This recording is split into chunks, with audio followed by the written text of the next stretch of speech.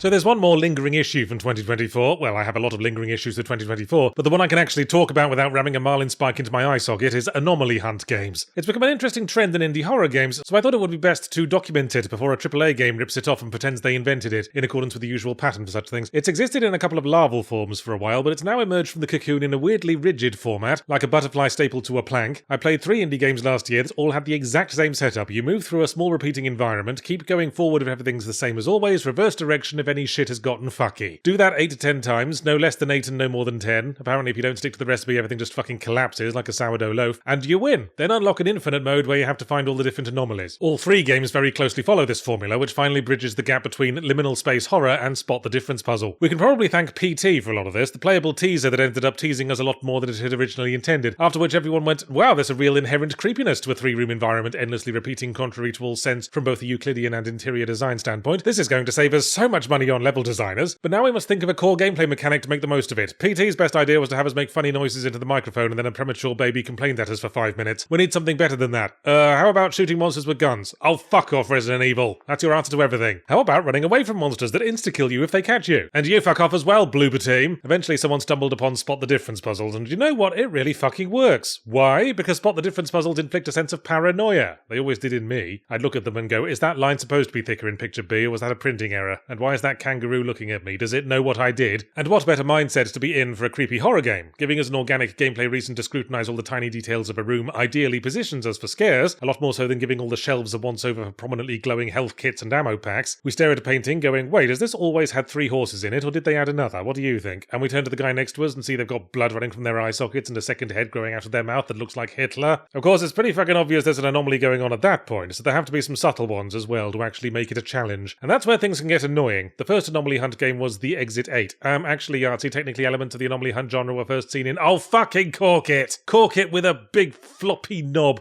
The first anomaly hunt game in this specific format was the Exit 8, set in a hallway in a Japanese subway station. And talk about saving money on level design, they didn't have much in the texture kitty either. Just 1 repeating white tile and about 5 advert posters. And over again I'd be confident there were no anomalies, step forward and you fucked up, back to the start. And I eventually discovered the anomaly I was missing was a fucking barely noticeable water stain on one of the ceiling tiles. Fuck you, all the way up to your nostril hairs, Exit 8. That doesn't count. An anomaly is something that makes you call a paranormal detective, not a fucking dry rot specialist. The 10 Bells was the second major anomaly hunt repeating environment game that I became aware of. This one set in a British pub, and therefore better. But not just from a racism perspective. The 10 Bells knows how to do subtle anomalies properly. The craftiest one was where the beer taps were all turned the wrong way round, which was hard to spot, but fucking fair enough, it's pretty anomalous. What is this, some kind of magic pub from opposite land, where the customers are expected to serve beers to the bartender? Those don't exist outside my hypothetical plan for after I win the lottery. The 10 Bells also elevates the concept by having an actual story. The story is, someone got bell murdered. But establishing who was doing the bell ringing and who was the recipient for the bell ringing isn't the point. It's pretty obvious, really. The point is, as ever, to get the spot the difference puzzle right 10 times in a row and win. But the bell murder thing is a rather lovely example of immersion storytelling in action, or the unique quality of video games being able to avoid linear narrative, person did a murder, other person is now murdered, and instead immerse you in a sort of abstract state of person did a murder, which all the background details point to. All the anomalies are in some way themed around it. The corpse shows up in the ceiling, the ghost chases you around a snooker table, etc. And the theme of anomaly hunt based around abstract story of a traumatic event was also picked up by the most recent example of the genre, The Cabin Factory. This one gets away from the formula by instead of having you pick between proceeding or reversing, you go into cabins, check for anomalies, come out, and then press an accept or reject button. Which does have that weirdly satisfying Papers, Please thing of slamming reject and blowing cheerful raspberries as the current subject is hauled off to the incinerators, but the Exit 8 10 Bells method has a better flow to it, I think, not to mention a better creep factor. Solve spot the difference puzzles because you're trapped in a nonsensical space and must appease the malevolent entity that runs it, creates a more effective atmosphere than solve spot the difference puzzles because you're trapped in a 9 to 5 and must appease your car loan provider. See, I know Anomaly Hunt is a genre because we now know how to do it right and how to fuck it up. Stairway 7 would be an example of one that fucks it up, because I went through 3 loops, got a jump scare, and turned the fucking thing off. No, I refuse. You're better than this, Anomaly Hunt genre. You're not a fucking novelty birthday card. You're about surreality and creep factor, not bloodstained corpses jumping out with a noise like someone sitting on a synthesizer keyboard. As I say, I wonder how AAA is planning to steal the Anomaly Hunt idea. You can't make a full-on game out of it. 2 rooms and a hallway aren't going to sell many fucking graphics cards. I could see someone throwing it in for 1 chapter of a bigger game, the way Dishonored 2 has 1 mission with the time turner and it was like an ungrateful child taking like 2 bites of a very expensive steak. But for right now, the cutting-edge hotness of indie horror is anomalies. Oh Christ, I've said anomaly so much it sounds weird now. Anomaly.